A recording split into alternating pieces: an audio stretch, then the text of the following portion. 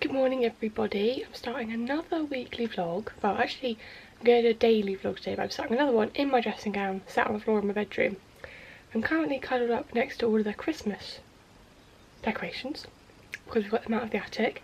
But I'm home. I'm doing my makeup as we talk. I thought I'd do a daily vlog today because because I have handed in all of my work at uni. Obviously I'm home now, so I am going to help my mum all day. She has got so much to do today, like pre-Christmas prep, so I'm going to help her. And I don't know what that was. Today is an exciting day because Flo, my younger sister, has just gone off for her first driving lesson, which I am so excited about. She wasn't really that excited, but I am. She's having the same instructor that I used when I passed my test.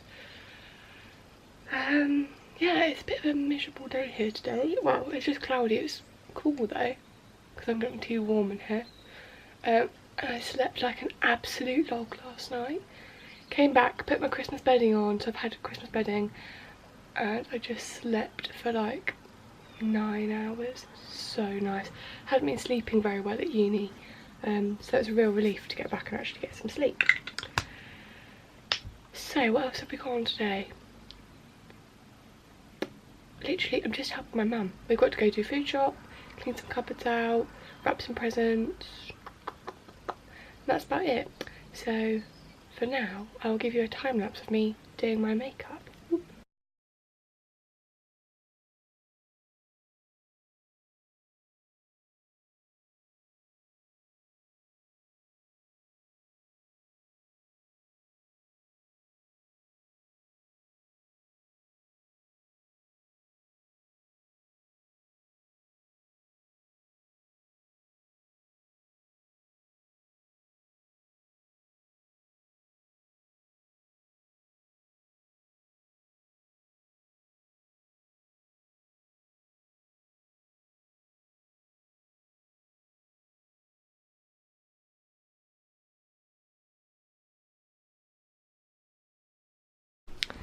Choosing what to wear today.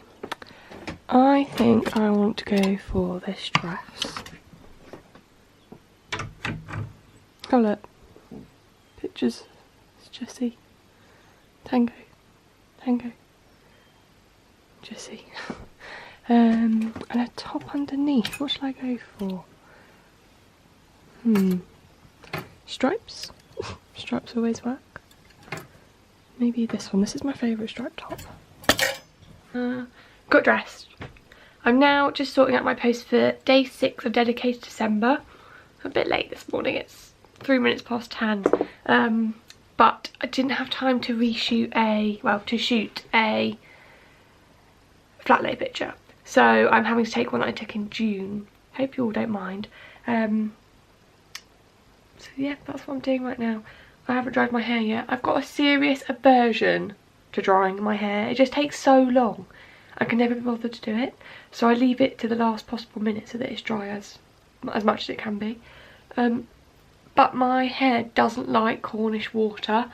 Cornish water is very, very soft, whereas my hair's really used to the hard water in Suffolk. So whenever I come back to Suffolk, it immediately goes soft and fluffy. Don't really know why. So yeah, just finish off this post, then I'm going to have some breakfast. How was your driving lesson? Pretty lit. What did you do? I pressed the accelerator. Come and sit down. I pressed the accelerator and then I got off. Where did you go? We went down Church Hill and then left as on your way to Bury and then left by Braggons. Yeah. You didn't go on a car park? Oh no. So you drove? Yeah, I drove. How fast did you get to? 20 miles an hour. Did it feel like you were going really quick as I well? felt like I was going to kill myself. Yeah, it feels really No, it was quick. actually really good. And you didn't crash? Did you meet any oncoming vehicles? No, but I had a Waitrose vehicle behind me. I said sorry, but... So you came... So where did he let you get in the car? Oh, he drove me around to the Church Hill. Yeah. And we parked there. It was really weird. On the side of the road? Yeah. Okay. Yeah, but he just spoke to me for like an hour. And then I got out and I got in and then I went. So your first takeoff was you had to go down the hill? Yes. That's a bit scary. And round all those bends. Oh, that is a bit scary. Did you have to do a junction pull-off?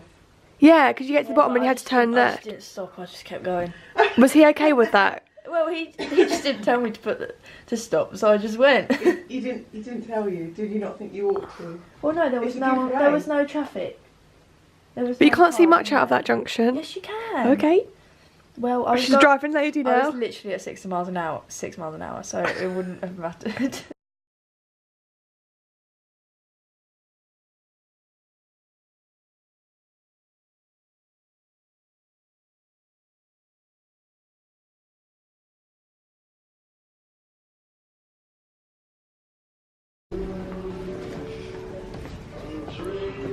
I like that.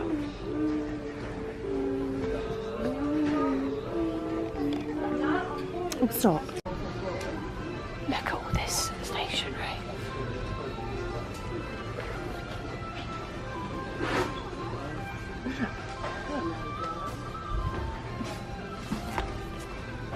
Oh yeah, look at that. Good vibes only.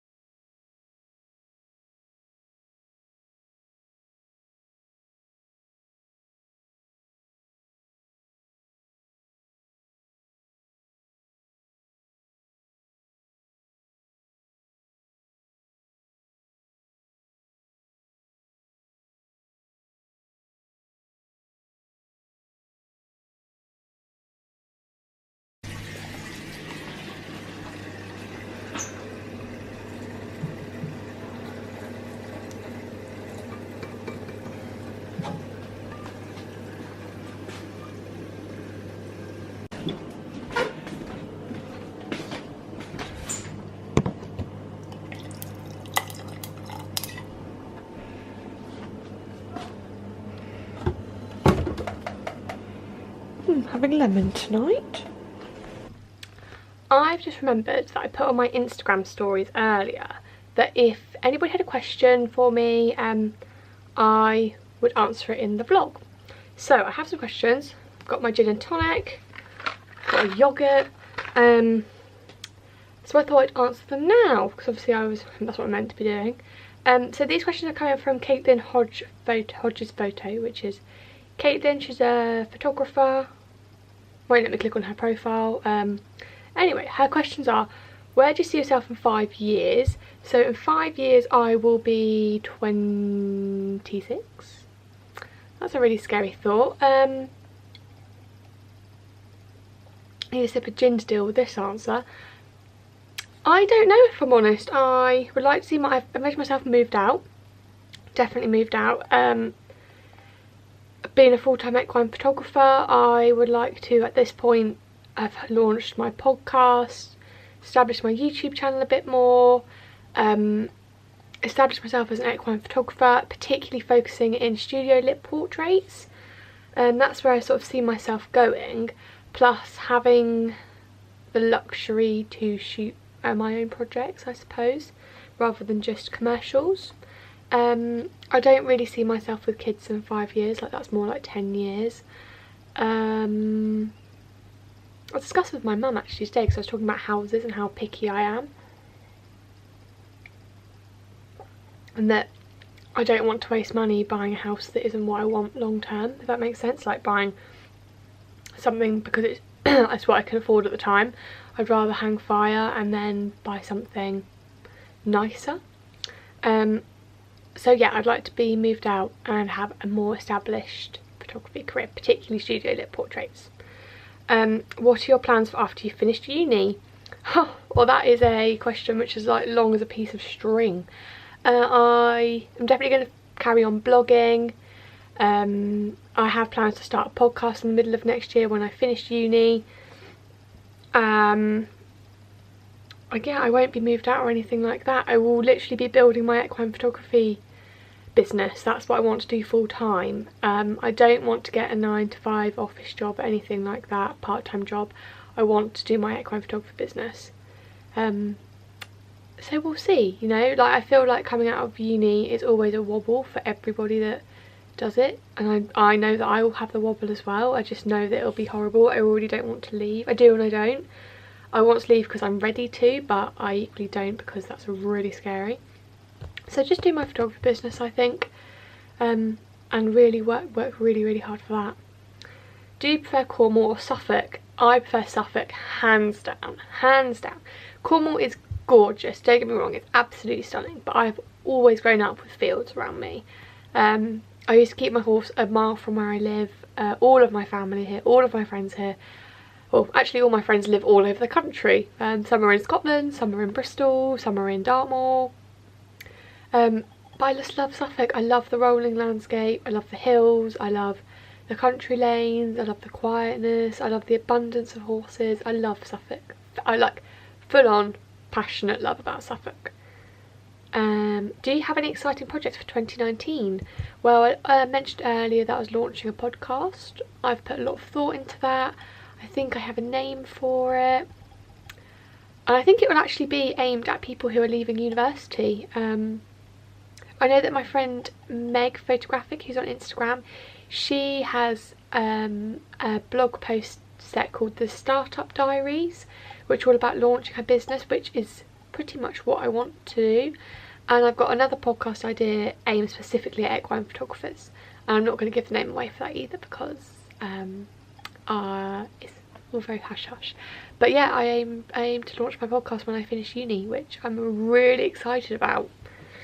But photographically I don't really have any plans. I know that, so I've just completed, like literally a couple of days ago, handed in my stills project, which is called Light on the Horse. That's a working title, don't really know if it'll be a proper title, but I've made it into a mock book layout, so there is potential for releasing a book next year. I don't know how much these sort of things cost. I mean, they cost like 10 grand, that's a non-starter, but I'd love to release a book, possibly release it for Christmas 2019. In terms of other projects, I don't know, I just want to carry on YouTubing, blogging. That's it, I think. This makes me sound so dull, like, oh, I'm going to start a podcast. I'm going to start a project. I'm really excited about it. I've normalised it because I've been thinking about it for like 2 months now. But I have exciting collaborations coming up in 2019. I'm really excited about. I'm going to see Verena, Girl About the Yard, and she also has some exciting projects going on. I think we're going to collab on a couple of them. I'm certainly doing some photos with her, which I'm excited about. I'm going to see Jessica Rose Williams in February, very excited about that. And I'm going to see my hubby George Ezra in June as well. God, I love gin and tonics. Finally, what's the best advice / most important thing you've learned this year? This is a really difficult one because I have had a really tough year this year. Nothing has except happened. I've just struggled. Like, now I think I'm coming out the other side of it, but I'll be very open about it and say that I had counselling for the whole term of uni, and I've literally gone in and cried every single session about something. It's not even just cried, you know. I feel like crying and talking is really good for everybody. So you know what, I think my best advice is that if you're struggling or you're becoming overwhelmed or anything, is to learn the art of self-care.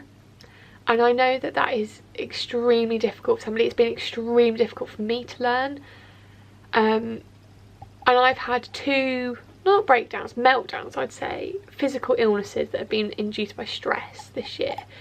I've had 2 times where I've just had to stop everything: Instagram, social media, blog, uni work, stop everything, just because stress got on top of me. So really I think self-care is the best thing you can do, and it's only small things, like for example at the weekend I had to finish off a critical analysis. It was 5,000 words. That was a self-imposed, you know, I wanted to do it, but I knew if I didn't do it I'd feel really stressed and guilty about not doing it.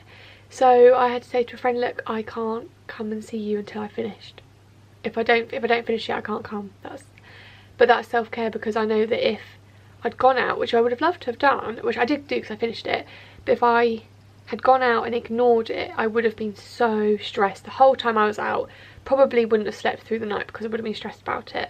So it's doing little things that make my day easier. Like today, I obviously went out with my mum and I went shopping and stuff, but I'm still on the come down from exam stress, from dissertation stress. So like had a 3 o'clock slump, had some lunch, I just had to lie down on the sofa for half an hour. I know that is a really luxurious thing to say and it makes me sound very, don't know what the word is. Just, I know it's a luxury to do, but I had to, otherwise I would have exhausted myself even further. So I've now rambled for 8.5 minutes, but it's very lovely just to discuss these things. So yeah, self-care, because you have to live with you, and my family have to live with me, and I'm a misery when I don't feel good. If that makes sense. If I feel ill or stressed, I'm just horrible to live with. So yes, I'm going to now slot in the outro that I filmed earlier so that you can listen to it now. But thank you very much, Caitlin, for those questions, and if you would like me to answer any others, leave me a message below this video or DM me on Instagram and I will do this for you. So it's the end of the day now. We've just had dinner, poured myself a gin and tonic, and I'm just about to sit down and edit this video. So yeah, we didn't really do, I can't remember when I last filmed. I think I filmed when I was baking with my parents. Haven't done much else other than that, just helped mum sort out some Christmas presents. That's it. So anyway, thank you very much for watching. I hope you all had a really good week and you have a lovely week next week. We're on the countdown to Christmas. So exciting. So anyway, I hope you have a lovely week. Thank you very much for watching.